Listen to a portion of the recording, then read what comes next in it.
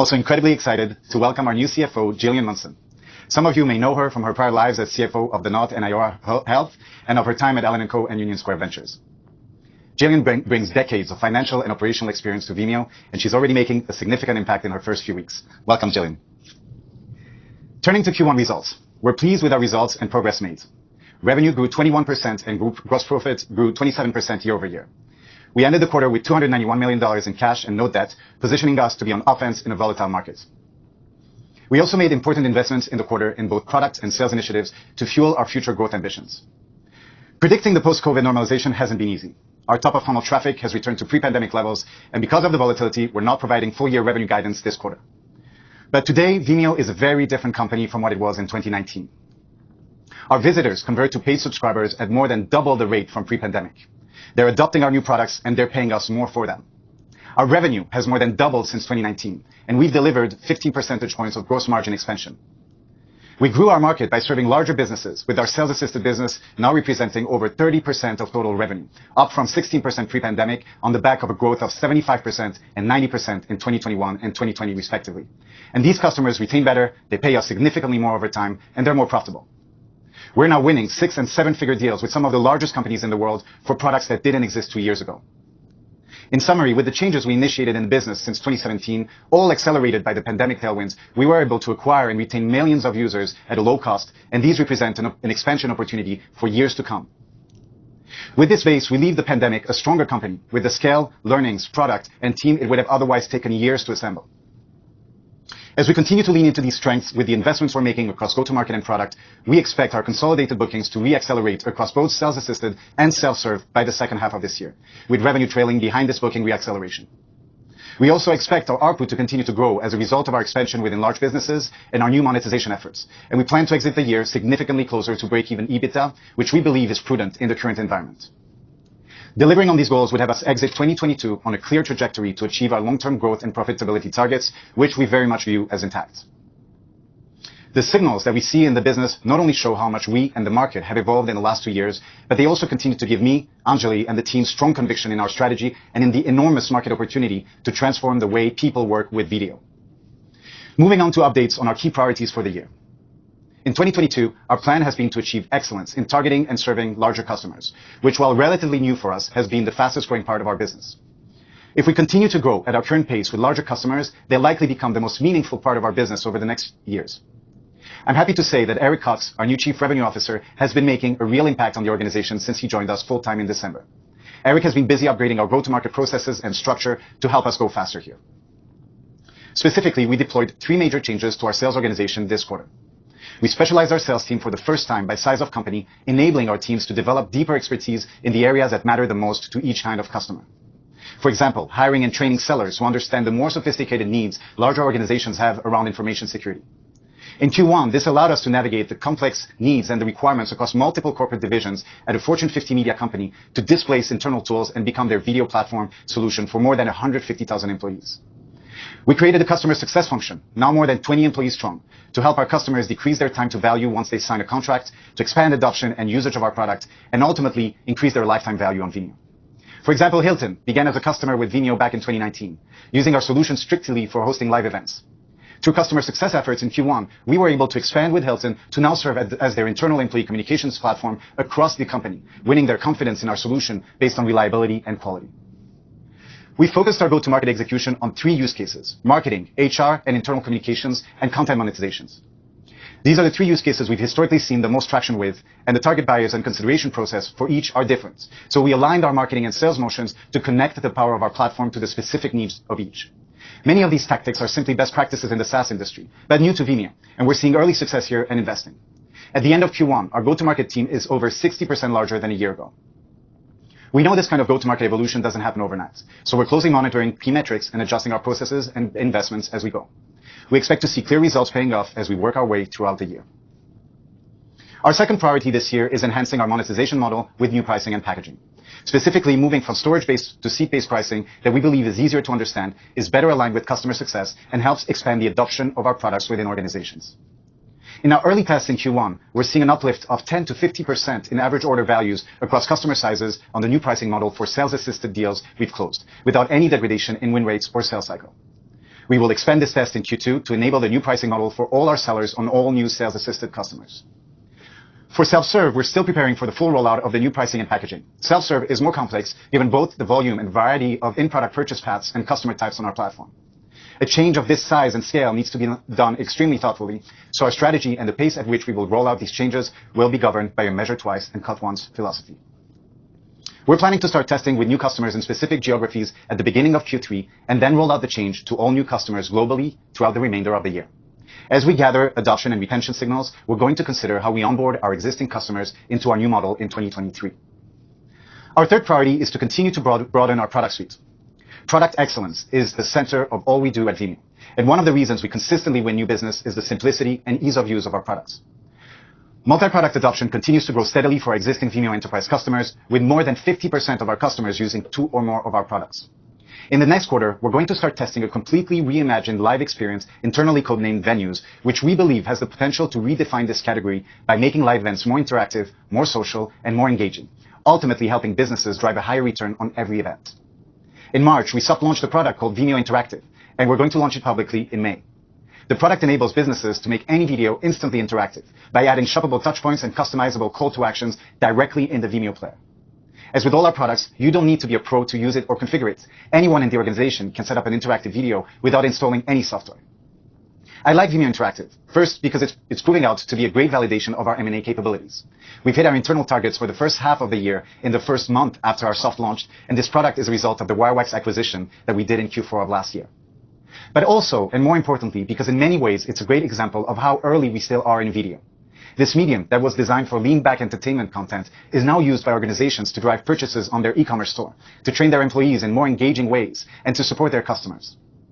Each of these use cases is really a lean-forward consumption experience where instead of being in front of a TV screen, the viewer is on their desktop computer or on their mobile phone. And the video experience needs to be more engaging to integrate seamlessly in the user journey, whether that's part of an e-commerce funnel, internal onboarding, or FAQs on a customer support website.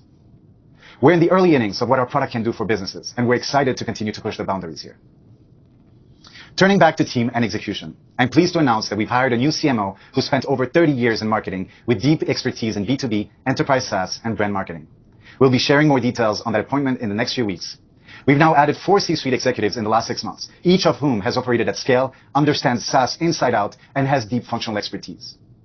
Underlying these changes is a commitment that we've made to ourselves to enhance our execution, to set up Vimeo for the next phase of growth, not only with our executive team, but throughout our people, our processes, and our systems. The skills and tactics that got us from $50 to $400 million in revenue are not the same thing that will get us to a multi-billion-dollar company. We haven't and will not hesitate to make the changes and upgrades necessary to step up our game on operational excellence, and I'm confident that we will see the fruits of that labor over the next few quarters. Before I hand it over to Jillian, I do want to comment on recent geopolitical events. The invasion of Ukraine is devastating. It hit very close to home, as we have about 80 employees in Ukraine, some of whom I've been working with for over 10 years. We're in awe at the extraordinary spirit of our team in the impacted regions and all of the people of Ukraine. We've suspended our support for new customers in Russia and announced updated content guidelines to be more explicit in what we defined as misinformation and propaganda on our platform. The vast majority of our employees in Ukraine are in safe locations and currently remain productive. Although we cannot stress enough that the safety of our employees and their families is paramount and a key priority for our company. With that, welcome to your first earnings call with Vimeo, Jillian. Thanks, Mark. I'm delighted to be at Vimeo and thrilled to be on my first Vimeo earnings video. Some reasons that I came to Vimeo are worth noting today now that I'm a month in. I want to be part of building a profitable, multi-billion-dollar revenue company that will lead its industry. After a month with the company, I can see a lot of evidence this opportunity is very real. I'm excited to join this team. And I believe that my experience and approach can truly help our management team define and drive a disciplined growth strategy. And I believe my approach to thinking and discussing financials will both simplify and demystify the Vimeo financials internally and externally.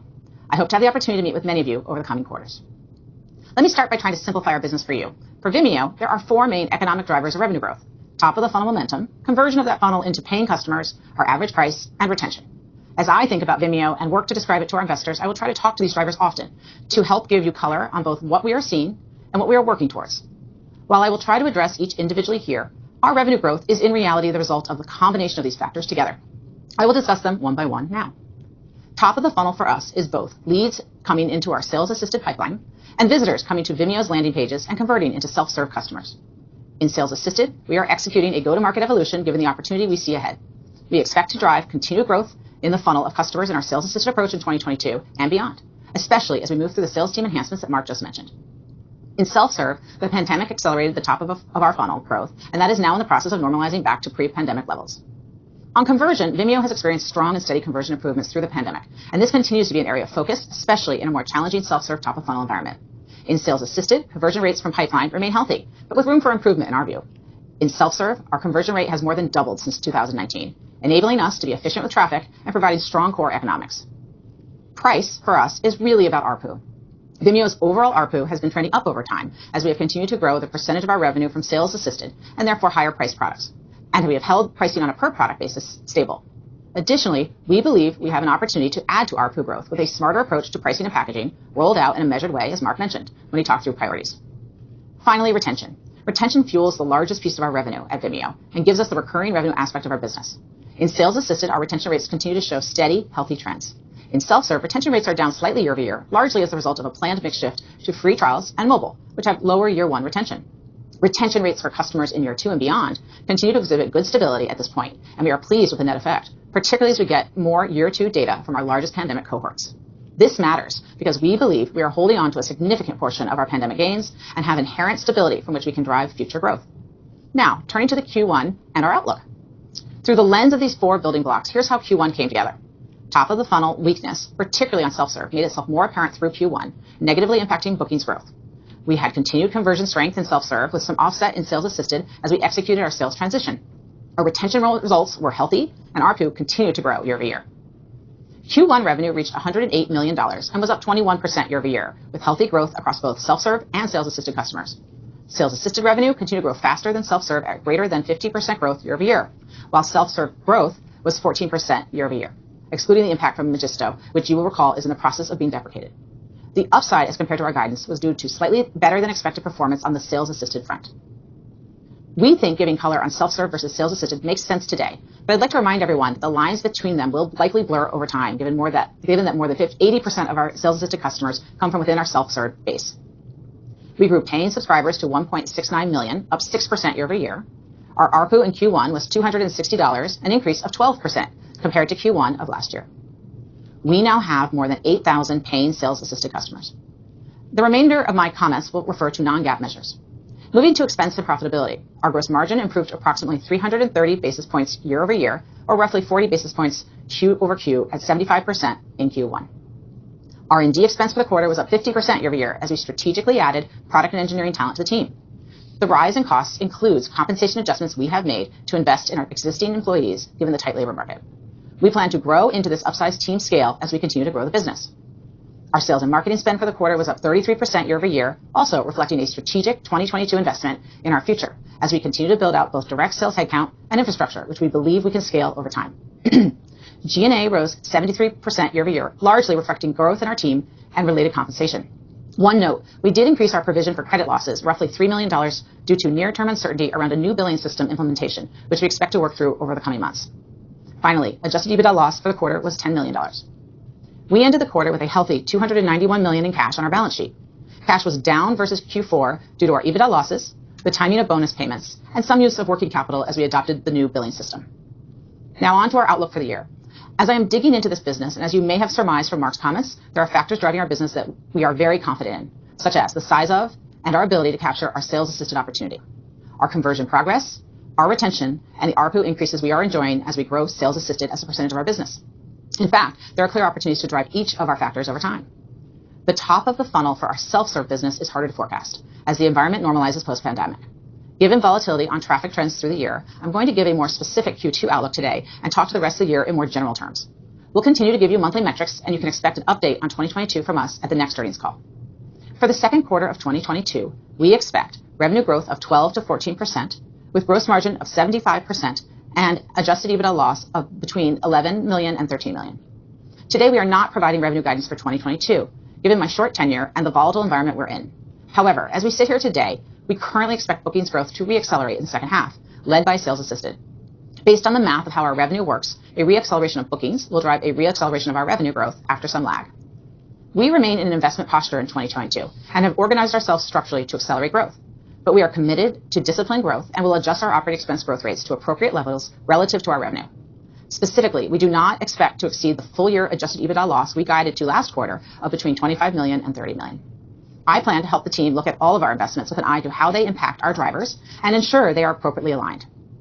Moreover, it is important to mention that to the extent we do not see the revenue materialize as we expect, we will address the resulting imbalance of expenses accordingly and bring down expenses as a percentage of revenue to drive sustainable growth. Longer term, the Vimeo story continues to be about growth. What we have here at Vimeo is a strong growth sales-assisted business that we believe only gets better as we lean into its strengths. And we have a self-serve business with strong fundamental tailwinds that was a major pandemic beneficiary and is adjusting now to a more normalized environment. Together, we believe these businesses will deliver an attractive revenue growth profile once we work through this normalization period. We believe we can deliver growth in a disciplined manner, and I'm already getting to work to help achieve these goals. Again, I want to thank the Vimeo team and Mark for welcoming me. This is my kind of opportunity, and I'm very excited to continue to dive in with you all. With that, I'll open up for your questions. Over to you, Yao.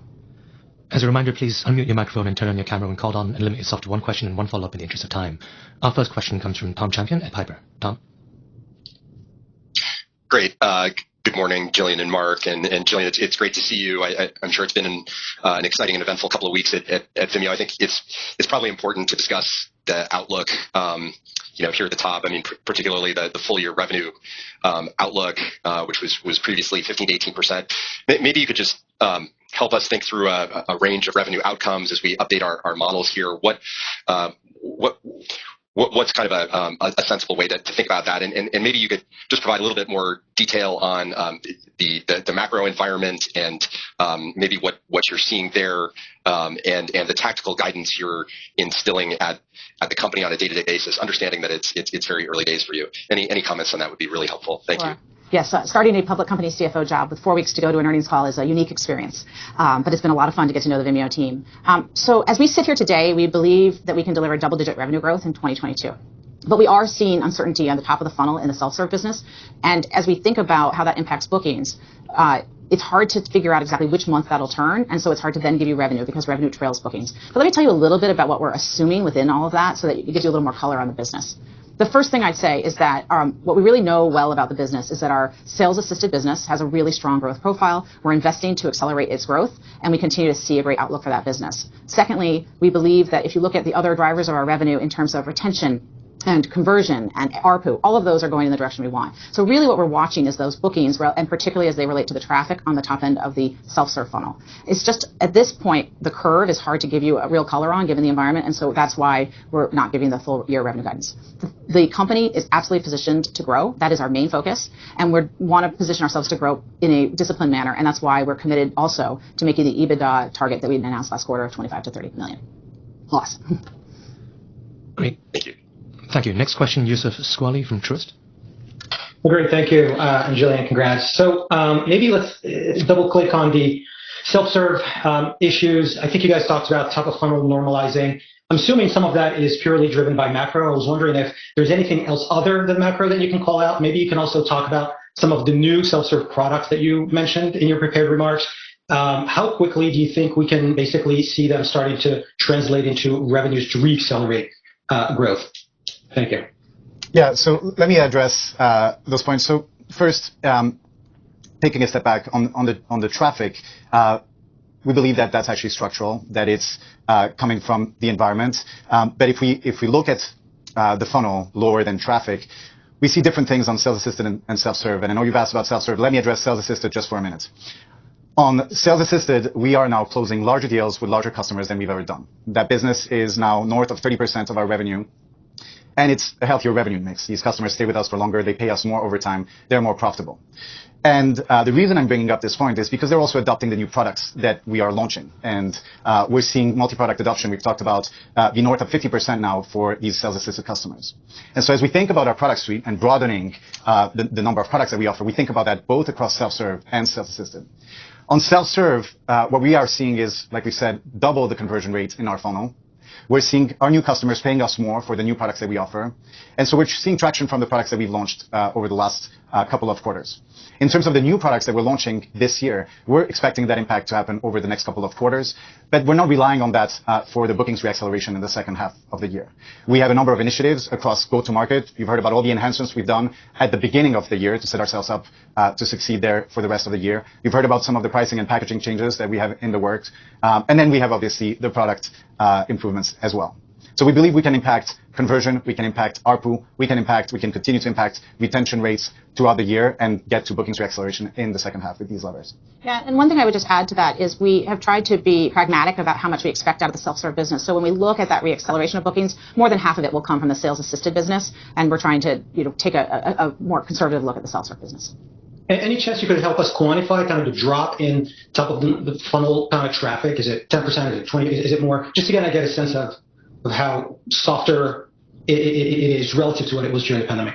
So we're not going to give specific numbers, but I think what Mark said in his comments was that it's back to 2019 levels, so pre-pandemic levels is the way I would think about it. So we certainly had a large boost during the pandemic, and we're back kind of where we were before. And I would just add that, it's difficult to compare given the improvements we've made over time in our conversion rates, in our ARPU, and so you can't really do a like-for-like on traffic volume. Got it. Okay, thank you. Next question from Brent Thill at Jefferies. Good morning. Jillian, maybe if you could share your guidance philosophy as a CFO. Your predecessor, mentioned he guided to what you see versus other CFOs, maybe taking a more conservative view on the pipeline and what they're seeing and what they're telling us. So can you just give us your perspective on the philosophy and how you guide? I'll let you answer the question in just a minute. Just to start off, I want to be clear that on this guidance question, Jillian has been here for a little more than 3 weeks, and we did ask her, we gave her the mandate to take a fresh look at this business, to form her own perspective. And so part of what you're seeing here is giving her the time to do just that. So I'll let you answer the question, but it's definitely part of the mandate that we've given Jillian. Yeah, it's a good question. I really try to, as a CFO, to be transparent and try to lay out what we're trying to get done. I think that I will tend to try to make sure we have the room to operate. I don't tend to want to price us for perfection, if you will. In other words, I will always try to find a way to make sure that we can adjust if things happen in the business. We would like to be giving more precise guidance. I think the reason we've decided not to give 2022 guidance is precisely the lack of visibility we have at the top of that funnel and trying to be transparent about what we're seeing. And then in terms of the business itself, we really are positioning the business for growth. That's what we're investing against. And my focus outside earnings is to move on to really helping everyone in the team make sure that the investments we're making are going to pay off in the way we expect so that we can reaccelerate those bookings. And quick follow-up, when you look at, I understand the pipe of new customers, but when you look at the churn rate of existing, are you seeing a higher churn among the existing across, multiple sectors, or how would you describe what's happening? No. So, I talked about the 4 drivers of our revenue growth. I'm going to try to, as we talk to you all in upcoming quarters, just keep coming back to this because they really do help frame the business. In terms of retention, in the sales-assisted business, we are seeing excellent retention, and it's very, very stable. In the self-serve business, retention is down a little bit year over year. It's largely year 1 cohorts where we have a higher mix of mobile and free users in the mix. If you look at year 2 and beyond, the retention is very, very stable. So we're feeling very good about where we are from a retention basis. That said, every one of these drivers is a really important strategic area for the company, and we always have people working on each of them, including retention. Retention drives the majority of our revenue, and so we really always want to be on top of that as well. And the year 1 is the mix of mobile and free trials that we've increased over the last year. Great. Welcome to the team. Thanks. Thanks. Great, thank you. Next question from Brian Fitzgerald at Wells Fargo. Brian? Thanks, Jillian. Welcome. A couple questions from us. We want to ask about the gross versus net subscriber additions, the dynamics there in the quarter. Maybe if you could unpack the impact from the Magisto deprecation. And then a follow-on, if you look back to 19, you had 280,000 net subscriber additions, obviously most on the self-serve side. So just wondering if you could give us some context based on similar top of funnel activity, what the range of outcomes might be on subscriber additions this year.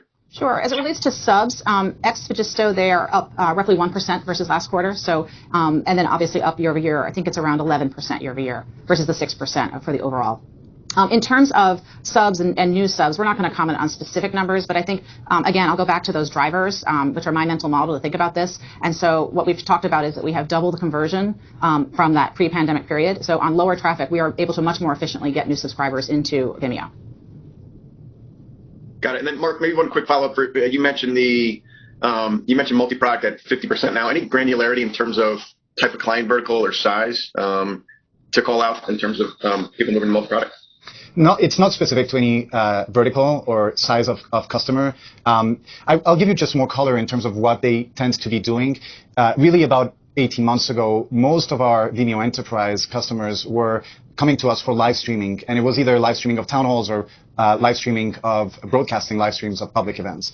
Over the last 18 months, with the products that we've launched, we're seeing cross usage of things like our video library products. So our customers coming in and starting to use us as that system of record for the organization and broadening the use of the product within the employee base. So instead of just a one-way broadcast of an event to the employee base or to customers, they'll bring in their employees to upload their own video content, maybe record their screen and upload that content, maybe create a short form video as well, maybe use our Vimeo events product to do webinars and capture leads.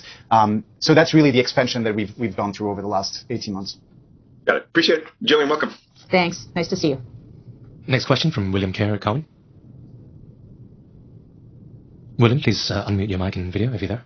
I'll take it. Hey, John. Yeah. Thanks. And Jillian, welcome. I guess it sounds like the potential reacceleration as we round through the back half of the year and into next year would be led by, sales assisted segment. How is Salesforce efficiency kind of in that channel currently? And do you expect the Salesforce efficiency gains for that segment to improve? And secondarily, just any color on the sales headcount right now, and is it going to grow further kind of this year? Thank you. Yeah, we won't talk about the specifics of efficiency and headcount. What I can tell you is that we have put in motion quite a lot of enhancements over the beginning of the year, and we are looking at the key metrics across our sales force, whether that's win rate, whether that's sales cycle, whether that's efficiency for that matter, and we're going to be adjusting, and we'll adjust both our investments and we'll adjust the way we operate as we see the success of these changes pan out. This is definitely a large area of investment for us, because you're right, that's the piece that is leading our bookings growth. And just to sort of bring it back to the numbers, as I mentioned in my prepared remarks, we expect the percentage of revenue from some of our key strategic investments to go down over time. And you pair that with our EBITDA guidance to get much closer to break even by the end of the year. Essentially, the team had a very significant build this quarter. And so we are certainly less efficient right now than we expect to be as we move through the rest of the year. Thank you. Next question from Dan Salmon at BMO. Great. Good morning, everyone. So I've got a bit of a two-part question. I think, Mark, I want to go back to some of your comments in the prepared remarks, where I believe you reiterated the company's long-term targets, which were previously for revenue growth around 30%, and if I remember correctly, the components being around 15% subscriber growth, 15% ARPU growth. I just want to confirm to you, is that for the longer-term outlook still intact? And then second, just similar question on gross margin, 75% this quarter, Jillian, you're guiding to 75% next quarter. That's a long-term target as well. Is that one expected to remain consistent also? Thank you. Yeah, so one, yes, we expect that to be entirely intact. Just taking a step back from the 30%, I understand that is important, but taking a step back from that, the reality is, what we believe is every business in the world needs to adopt video. It's not an elective anymore, because people want to communicate more effectively internally. They want to grow their business. We believe video is the most powerful way to do that. And so over the coming years, every business in the world is a candidate for our product. So it's an enormous market, and we are very uniquely positioned. Nothing of that has changed. And I would say the way we measure our success is not in the last couple of quarters, but really how we are able to execute against that strategy of bringing video to every business in the world.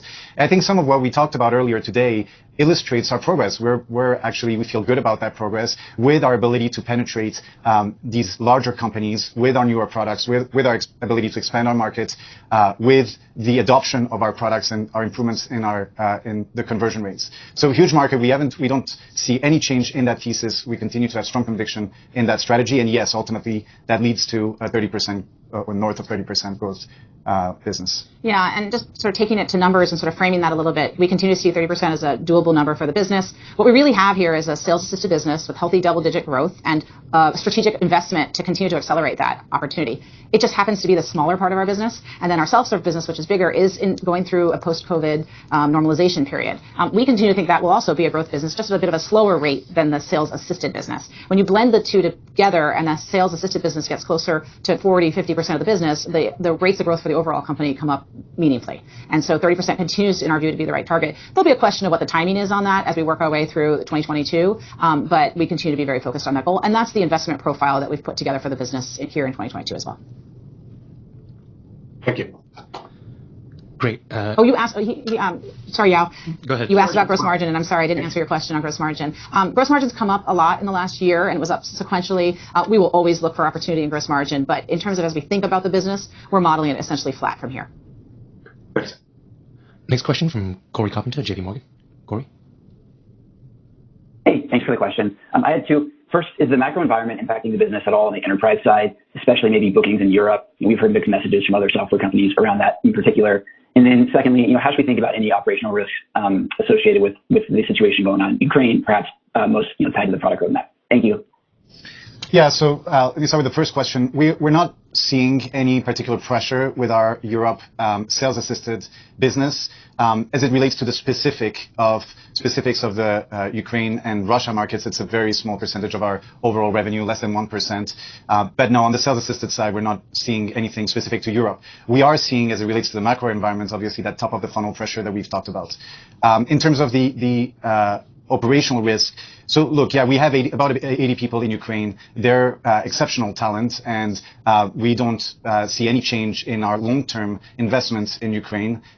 We have flexibility, however, because over 50% of our R&D workforce is outside of the US. We have offices in India, we have offices in Israel, in the UK, and so we have flexibility to grow these locations should something more disastrous happen. But right now, our teams, luckily, are all safe. Their families are safe.